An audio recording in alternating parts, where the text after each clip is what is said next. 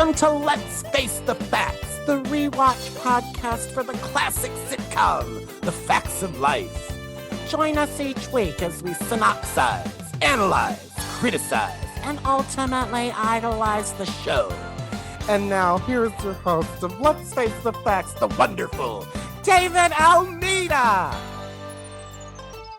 Thank you, Matthew Arter. Welcome back. Welcome. It's another... I remember the thing at the beginning, and then I don't remember anything, David. Yeah, I'm okay. Anyhow, welcome back. It's another week, another show. Thank you for downloading and pressing play. Matthew, as you can hear, is already connected on the Zoom with me, and we are here ready, willing, and able to discuss Season 8, Episode 22, called This Is Only a Test. And it had an original air date of April 18th of 1987. This is after 3 weeks of reruns. This is the first new one in a month for people watching this in real time in the 80s. How did we get through? Ugh, and how did we end up with this? This was the big comeback? All right. 2 weeks ago, our Dick Van Patten extravaganza came up with the Matthew review of Is that what we're getting? Are we getting another that or an oof this week? I think this is more just a meh. I mean, it's like one of the most pointless episodes, really, nothing happens in this. Yeah, it is a little bit of a filler, a little bit of a packing peanuts kind of an episode. It is nice that we get more Blair and Joe. I'm always on board for more Blair and Joe reaffirming, deepening their friendship. But that's really kind of all we get here. Let me do the nuts and bolts first, and then we'll get to the synopsis, and we will start carving this baby up. It was written by Ross Brown and Martha Williamson. We've heard from both of them before. Ross Brown is a producer of 24 episodes during this season. This is number 4 of the 7 he will have written. Previously, he wrote The Ratings Game, The Wedding Day, and Right and Wrong. And I don't think we really liked any of those. Just going to say it. But Ross Brown will be the author of next season's episode, The First Time, the one where Natalie loses her virginity. So that's exciting. And then Martha Williamson, she has been a story editor for 46 episodes, program consultant for 5. As a writer, this is number 5 of 8 episodes. Previously, she wrote Concentration, which I think was one of my favorites. I think we really liked that one a lot. Another Room, which is one of our least favorites. And both of the Cinnamon episodes, Off-Broadway Baby and A Star is Torn. The episode was not directed by John Boab, Matthew.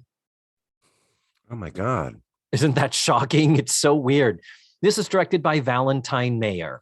He's directed before. He will have directed 6 before the end of the season. This is the 3rd of those 6.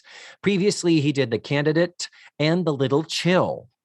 And he will be around for 3 more next season also. Is it Valentine or Valentine? What? Is there an E on the end? There's an E on the end. Mm. And it's male. Everyone called him Val, according to that. So I don't know. Unless it's Valentine, like it's Italian, Valentine. But it would be Valentino if it was Italian. It would be an O at the end. That's weird.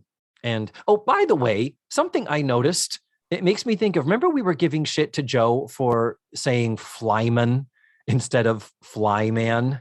Her weird pronunciation. Somehow, I don't know where I got it in my head.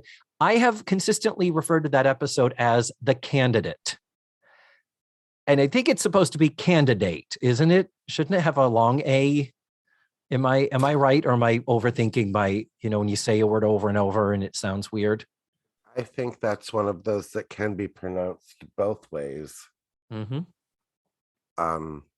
I say candidate, but I've heard it, he was a candidate for that.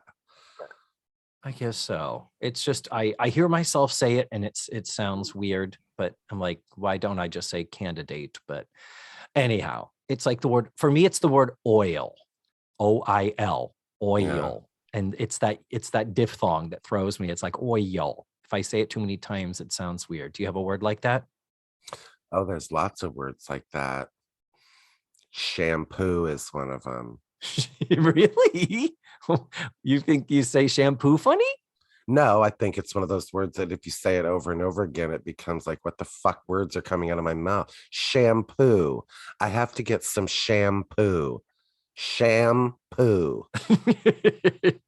Some, I need shampoo. I don't know. I think you're stuck on the word poo, maybe. I don't know. Could that be it? I don't think so, but it's a word. Well, any hoozle. Are we ready for the synopsis? Oh my God. Yes, I'm sitting down. Yes. Blair has decided she is applying to Langley Law School.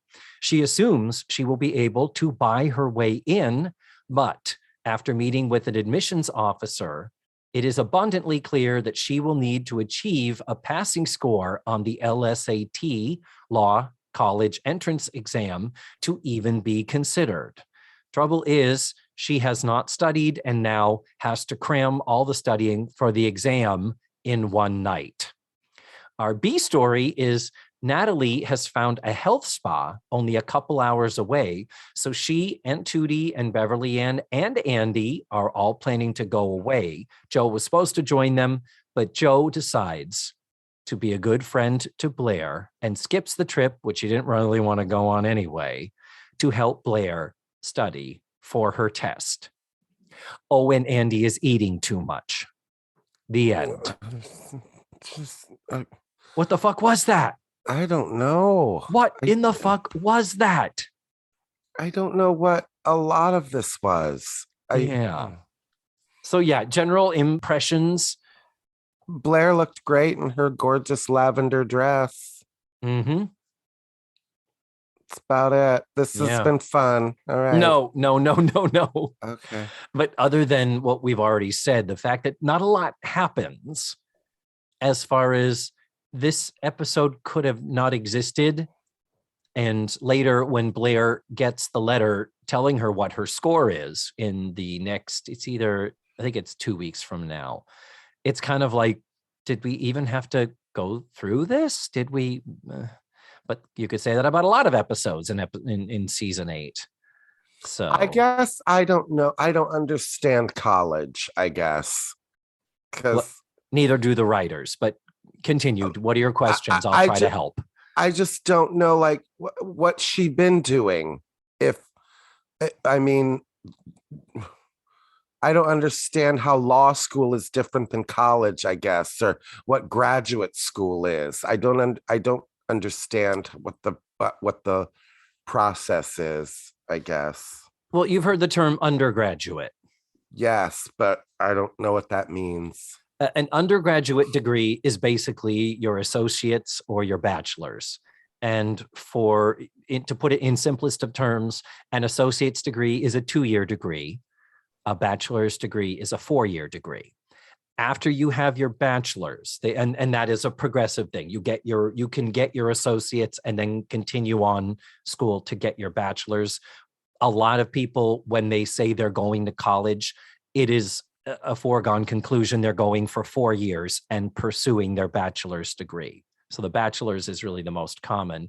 But then after that, you have to apply to go to graduate school, get your graduate degree.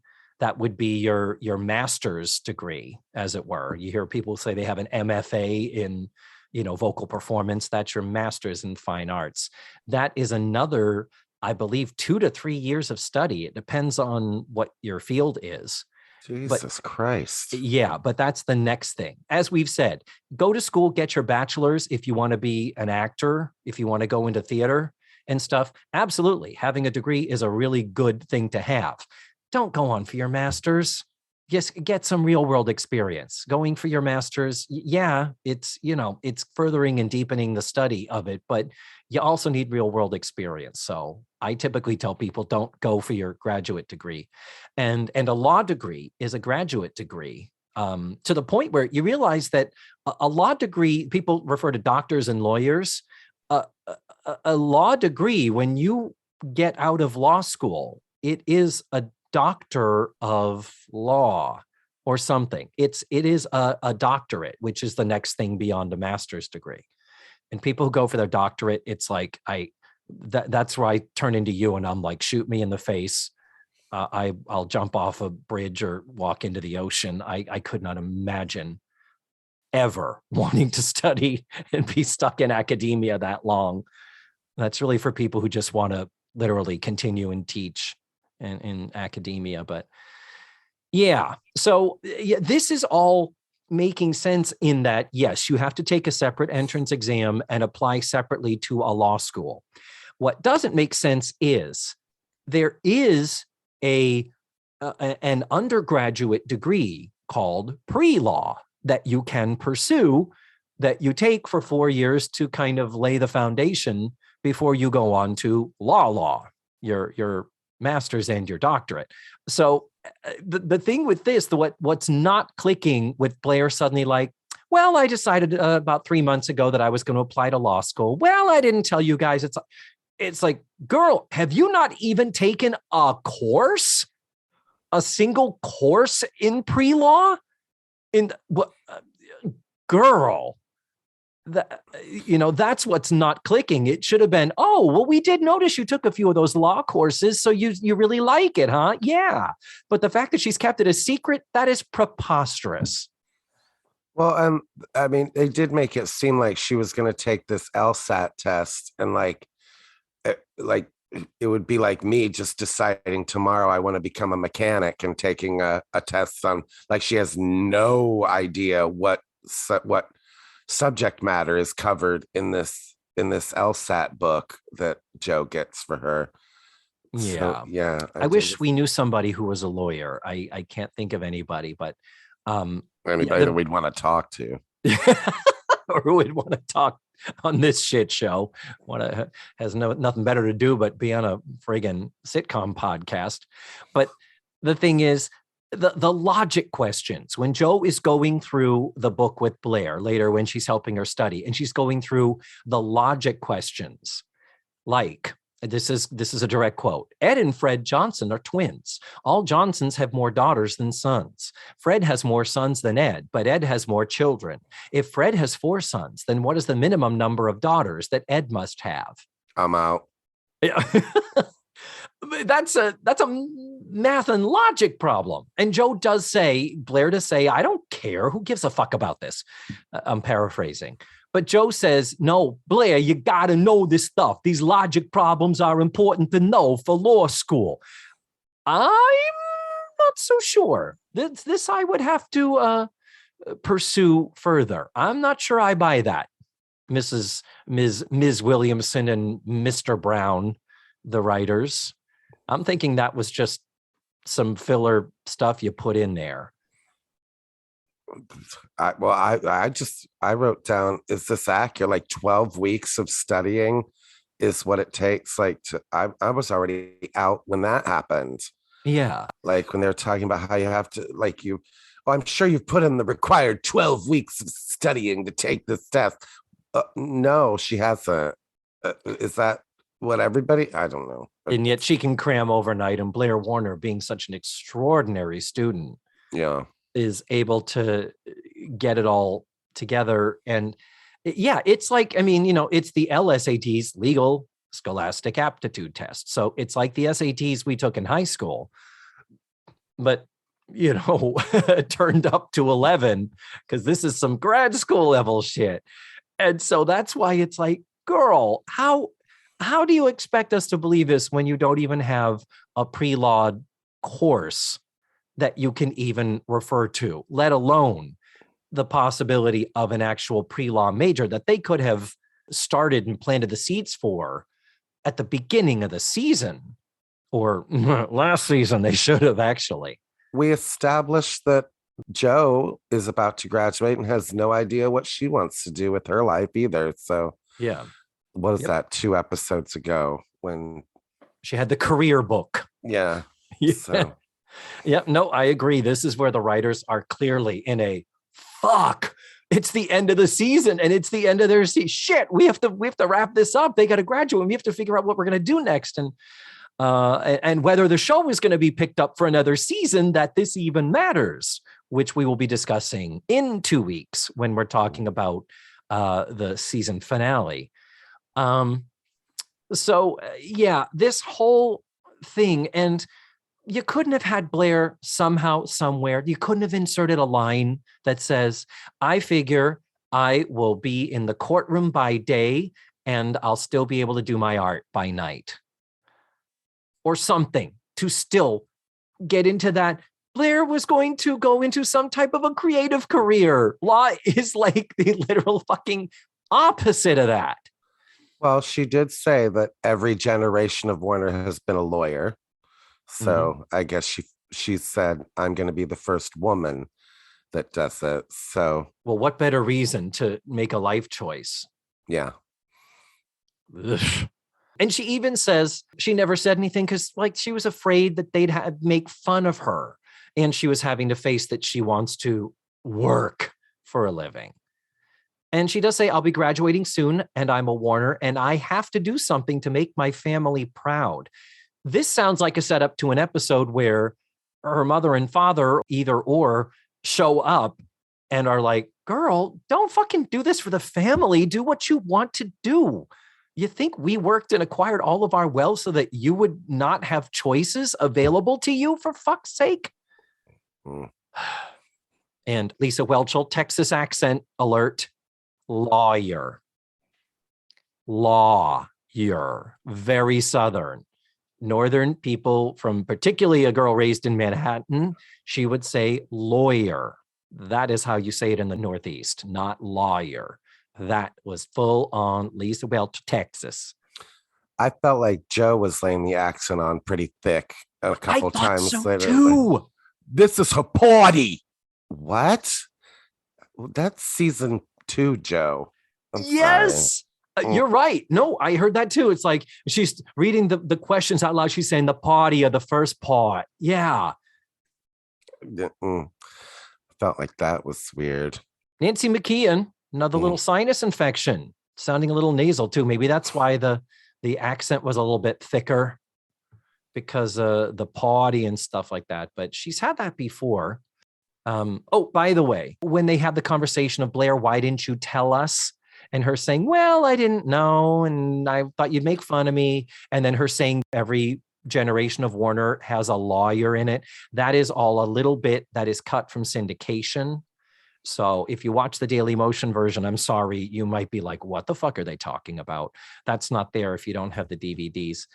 And most of the other cuts are just little tiny nips and tucks here and there. There are no big chunky scenes that have been extracted. So you should be in good shape otherwise.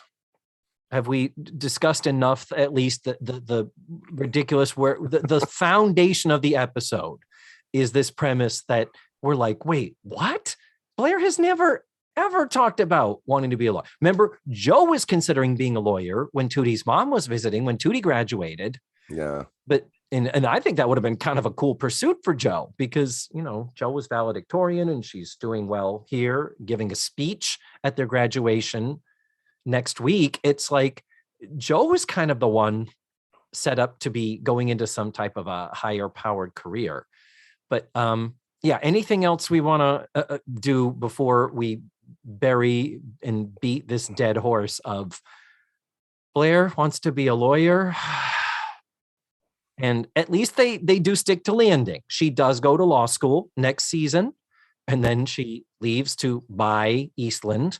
But by the time we catch up with her in the reunion movie in 2001, she is a lawyer. She did get her degree and she did pass the bar.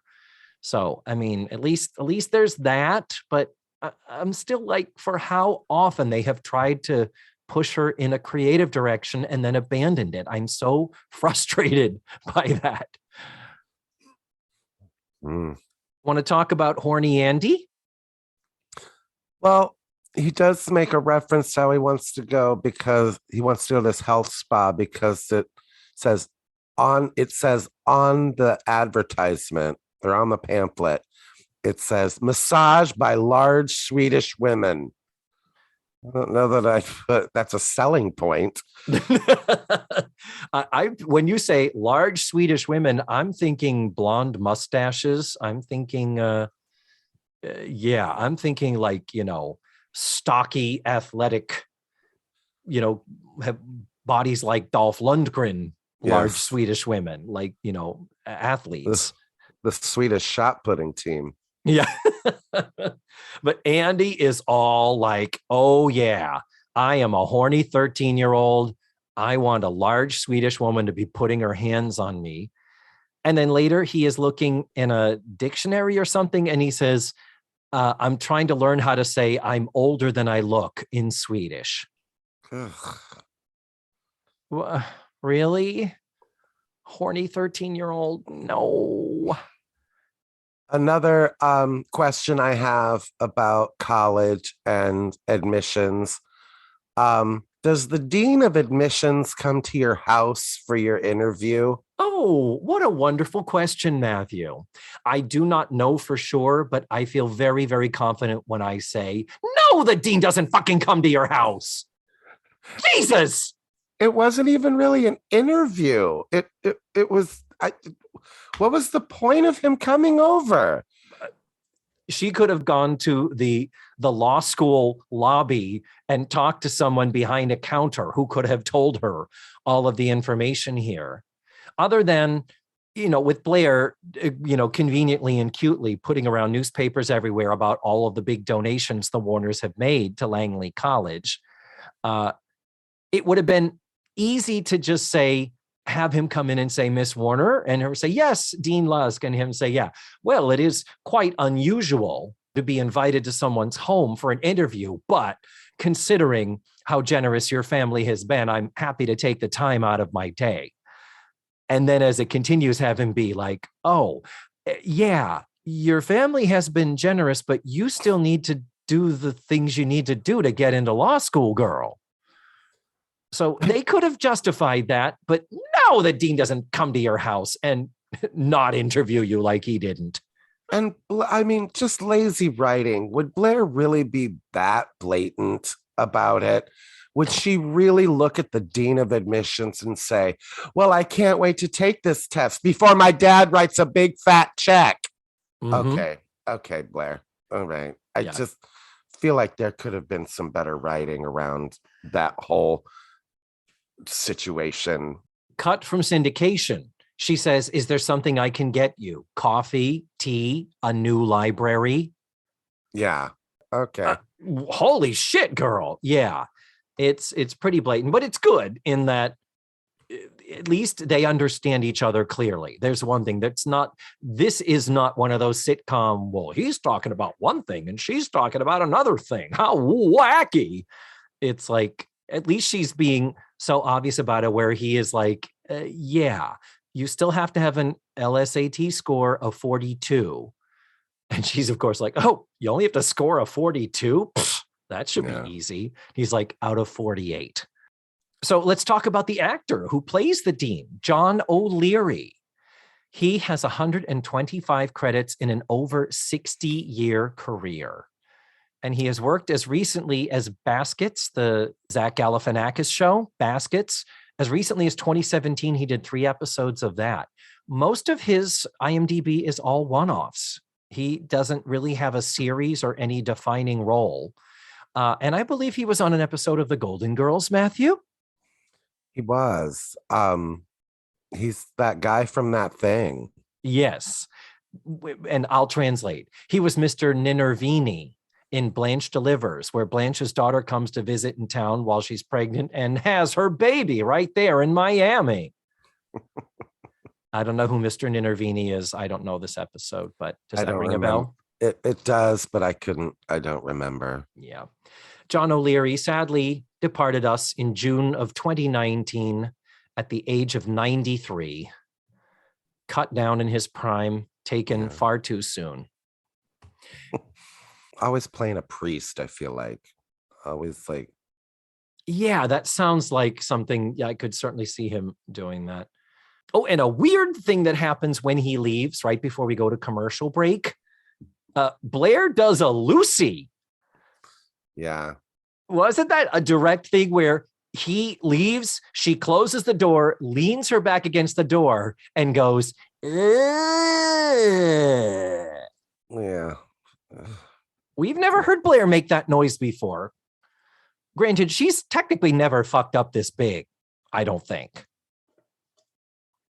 Yeah, I don't think she's done anything to require a, other than shoplifting for Mrs. Garrett, other than wrecking the car, other than, I don't know. Yeah. I mean, maybe.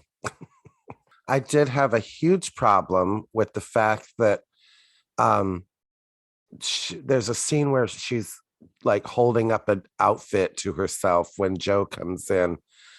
And I was like, not for nothing, but that is Blair's closet. Her closet looks like it fits about, like, I have a bigger closet than that. And I'm not Blair Warner, but all right. Yeah, you almost wonder if they converted the Tootie and Natalie section into a bedroom. Why did Blair not take it on as a closet long before any of this happened? Well, and again, it comes up with, is there a way for them to get into Natalie and Tootie's bedroom? Because Tootie knocks on the door when she comes in to interrupt Joe. I'm waving my hands wildly here because I'm glad you noticed that too.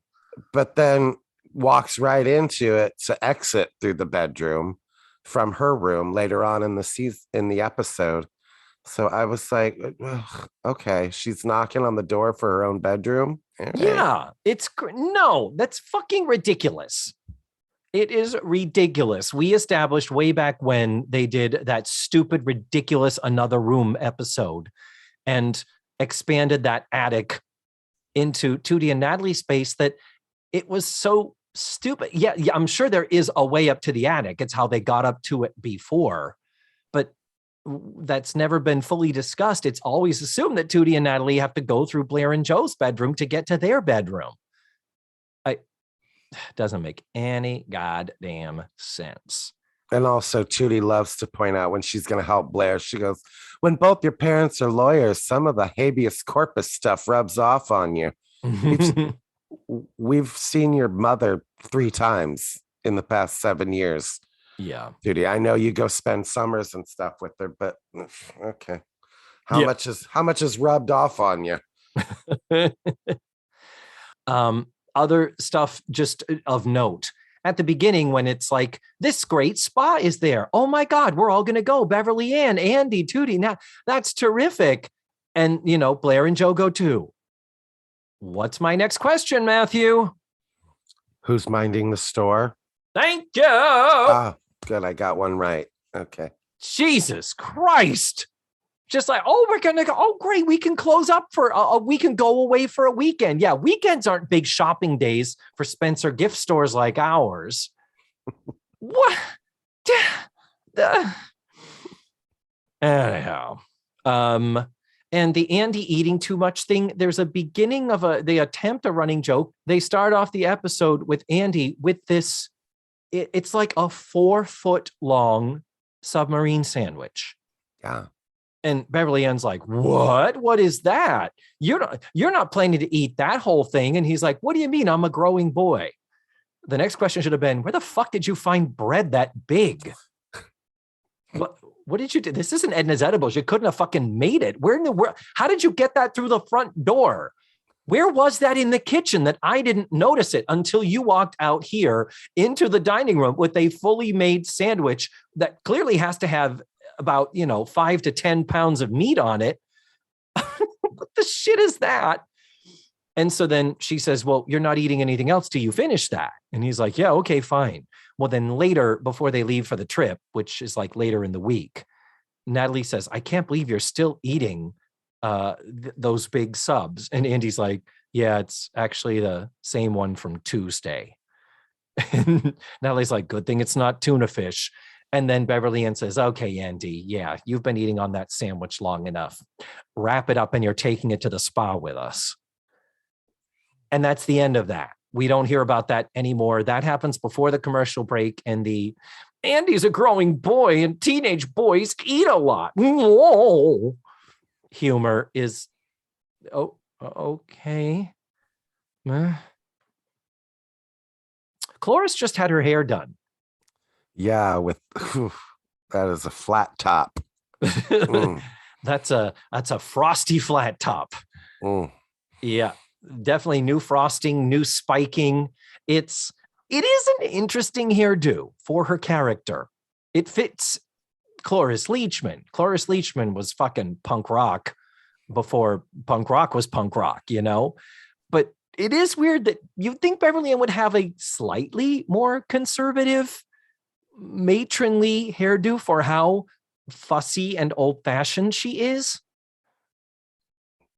I think that 80s style, that was very like Linda Dano had that my God. hairstyle. My God, I haven't thought of her. Oh my God, you're so right. It was that kind of like, I'm a strong business woman kind of.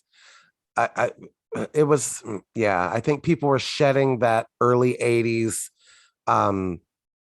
Joan Cusack and working girl kind of look and kind of getting that streamlined late 80s. Brigitte Nielsen and Grace Jones. Yeah. Linda Dano. But her fashion has also been evolving. We talked briefly with Diana Eden about how when she first came into the show, Cloris Leachman wanted her to look like a camping frontier woman. And the network was a little, ugh.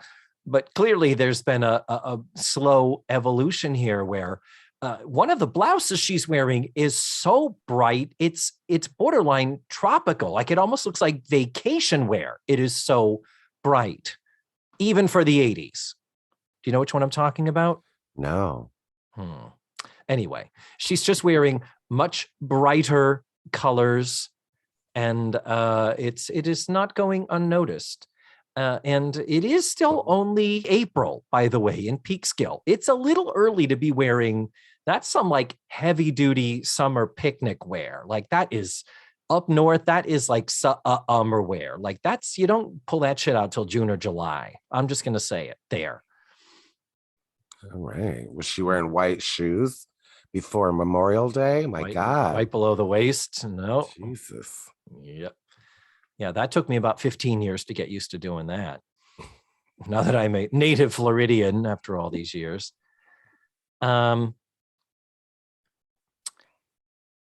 We do kind of have the somewhat fabricated Blair and Joe butting heads and always fighting. And, Tootie says, Joe, can I talk to you? And she's like, well, I'm busy. She's like, Blair is in trouble. Oh, I'm never busy for that.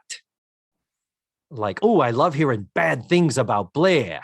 And I was thinking about that. Like, if you started watching this show this season, you would wonder to yourself why these four women even live together when they clearly have tried to create this character thing where Joe hates Blair. And like she says, I don't get mad. I get even. For exactly. What does she get even for?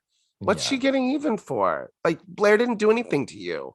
Mm-hmm. They work so hard to make this like, oh, there's this relationship. And if you started watching this show without the background, you'd just be like, why move out if this person hates you so much? Why do you live there? Or Blair, buy a fucking house like you should have at the beginning of season 5. Yeah, president of the Millionaires Club. Thank you. Yeah. So there is the awful scene, and I thought of you the entire time. The awful scene where Joe, who had bought Blair an LSAT study book, and Blair rejected it because she's like, I don't have to study. I'm buying my way in, bitch. So now knowing that Blair is in over her head and really worried, Joe decides to basically torment her. So Joe is like, well, I'm going to go and bring the book back. And Blair's like, no, leave it. I need it for a friend. Yeah, that's the ticket. What friend? What's her name? Trudy? The longest I've ever heard recorded on television. Really? Really? But this is I can't tell you, Joe, that I've gotten myself in this fix because you're just going to taunt me and be mean because, again, we have this friendship that clearly has not evolved since the fall of 1980. And it's pretty awful. And then after Joe finally, Blair does come clean and Joe gives her the book, then Blair is like, okay, I guess I'll just stay here and study and look up the answers myself. Starts laying a guilt trip on her, like, well, now I'm just going to get to study all by myself. It's like she literally just poked at you like a bear in a cage and tormented you. And you made up a terrible lie because you did not want her judgment. And yet now you are guilt tripping her for not staying behind and helping you study. I guess if there was ever proof that this is a fucking marriage in every sense of the word, I don't know what isn't for, two people who love each other, but torture each other, but admire one another, but hate each other. I think that's the definition of marriage from what I've gathered. Well, that's the only marriage I've ever seen. So anyway, that scene was very, very painful. Yeah. And then here's an interesting line. This is where you see the writers are writing for Beverly Ann and writing for Cloris. And this, she was flaky all the time, but there is also that fuss budgety quality that is kind of a carryover from Phyllis Lindstrom. Before they leave on the weekend, she gives Blair a book of quotes. She says to Blair, since I won't be available to lend my personal support, here is a book of quotes to inspire you. Now, not just her giving her the book, a line like, since I won't be available to lend my personal support. That's a weirdly fussy line to say to someone that you live with. You hear what I'm saying? Yeah, but I just didn't find it as weird as her giving a quote and going, page 23. Yeah. Do you have a favorite book, David? Do you know what page number things are on in a fucking book? No. Shut up, not. Beverly Ann. Give me the book and get to your fucking health club. Go get rubbed down by some large Swedish women, for Christ's sake. And a cleansing mud bath. But just what I'm saying is, conversationally, how would you write the line for any natural, nondescript character? You would have the person say, I'm sorry you're going to miss the weekend at the spa, but here, I bought you this. You know what I mean? Saying things like, I won't be available to lend my personal support. That's a very fussy, Cloris Leachman-y, Phyllis Lindstrom-y line. And I think that's part of the reason why Beverly Ann is a little bit annoying. Because there's always that fussiness about her. And I don't know. That was just, for some reason, of all the episodes we've seen, and I'm sure there have been many other examples that I've missed, but this is one that just jumped out at me like, wow. Anyway, so then the rest of the episode is really just Joe drilling Blair. Giggity. And then Blair getting tired and Joe saying, okay, you want to go to sleep? Bye. And then Blair comes to Joe and's like, well, you're not going to inspire me. You're not going to force me to get up and get back to it. You're not going to give me a pep speech. There's a lot of stuff you could say, like, and then Blair says all the pep speech stuff. And also, in a moment of vulnerability, she does say that when the dean told her that her money didn't matter, she suddenly wanted to get into law school more than ever. And she's scared because it's the first time her daddy can't buy her way into something. And she doesn't know if she can do it on her own. Again, marriage. There's the intimacy after the, and I fucking hate you and was just torturing you 10 minutes ago. And then the next morning, we have another picking at each other thing where Blair comes home. Now, Blair and Joe are alone in the house. All the others are gone. So Blair comes home from the exam. Joe is still asleep in the chair. So Blair lays down on the couch and pretends like she slept through the exam to make Joe have a shit conniption. And then when Joe realizes what's going on, Blair says, I was just fucking with you. Ha ha. And then Blair is like, nope, I made the test. And if I didn't do well enough, I've decided I'm just going to take it again next year. That's all good and dandy. I'm still committed to this, even if I didn't get it done today. And then she curls up on the couch and Joe is like, and thank you, Joe, for helping me and staying up and giving up your weekend. And Blair's like, thanks. Joe's last line is, well, now don't go getting all mushy on me. And then affectionately takes the blanket that she had on her and puts it over Blair on the couch as Blair dozes off to sleep. And we have 45 minutes of them sitting there before the applause starts. Oh my, it was just like the ending of that, of the episode Younger Than Springtime with Joe's dad at the end, where last week, yeah. Like where they didn't know when to start applauding. And whoever was supposed to hit that button was late on it because it just left the actors there going, wah, wah, awkward turtle. Yeah, this looked like one of their old school Thornton Wilder endings. And the music choice for the ending was just so like it was sweet, and I don't know. Anyway, again, wah, wah. If you look on the last week's show, I did do a re-edit. Did I send you that? I did a thing where I put a different soundtrack at the end of the Alex Rocco episode. Yes. With the applause coming at a more appropriate time, and it does make much more sense. You called it there that they fucked up in post. Well, that's all I have. Those are all my notes. What other thoughts do you have about this other than well, I would have, if I were writing, if somebody came to me and said, we need an episode where Blair has to take the test, I would have done it much like Tootie's driving test, where everybody in the house pitches in overnight. Like, from 1 to 3, I've got Natalie. And from 3 to 4, I've got Beverly Ann. And everybody trying their best to help Blair through the night. And I would have set it up more like that. And what was the episode? Take My Finals, Please. Yes. That kind of episode, rather than we're going at a health spa. Peace out. I like, why didn't you utilize the other girls to help her get through this? I don't know. Yeah. As in the scene with the dean could have been literally Blair walking in the door going, what?